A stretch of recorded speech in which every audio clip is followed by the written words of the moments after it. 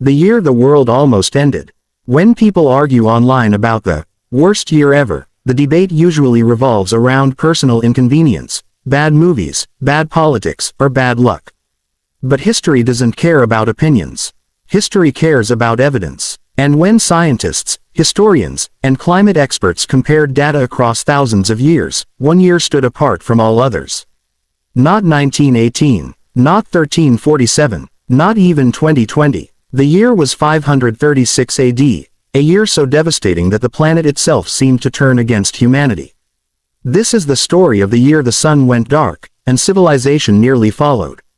When daylight failed, in the spring of 536, something unexplainable happened. Across Europe, the Middle East, and Asia, people noticed the sun no longer looked like the sun. It still rose, it still set, but it no longer shined.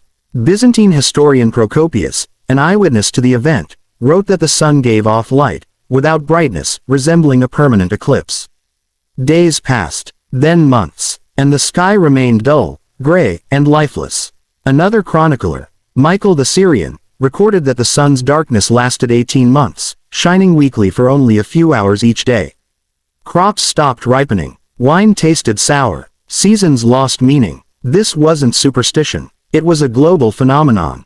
The invisible catastrophe. Modern science finally solved the mystery centuries later. Ice cores drilled from Greenland, Iceland, and the European Alps revealed massive spikes of volcanic sulfur dating precisely to 536. These samples told a clear story. A gigantic volcanic eruption had blasted ash and aerosols into the upper atmosphere. The result was a volcanic winter. Sunlight was blocked, temperatures dropped rapidly. The Earth entered what scientists now call the late antique Little Ice Age. Global temperatures fell by up to 2.5 degrees Celsius, triggering climate instability that lasted more than a decade. In agricultural societies, this temperature shift wasn't inconvenient, it was fatal. The collapse of food. Without sunlight, crops failed on a massive scale. In Ireland, historical records describe years of starvation known as the bread failure. In China, snow fell during summer months, destroying harvests. Dust, yellow and ash-like, rained from the sky. In Central Asia, famine wiped out entire regions. Food shortages weren't localized, they were global, and starvation weakened immune systems, turning the human population into the perfect host for the next disaster. The plague that followed, only a few years after the darkness began, death arrived in a more visible form. In 541 AD, the Justinian Plague erupted in the Byzantine Empire. Carried by rats along trade and military routes, the disease spread with terrifying speed. Victims developed painful swellings, fever, and internal bleeding.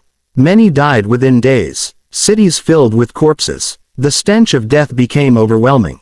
Constantinople, one of the world's greatest cities, became a mass grave. Historians estimate that up to 50 million people died, possibly killing half of the world's population at the time. Even Emperor Justinian himself fell ill, though history remembers him mostly because the plague bears his name. Civilizations under siege. The devastation didn't stop at disease. The Byzantine Empire, already strained by war, rebellion, and famine, never fully recovered.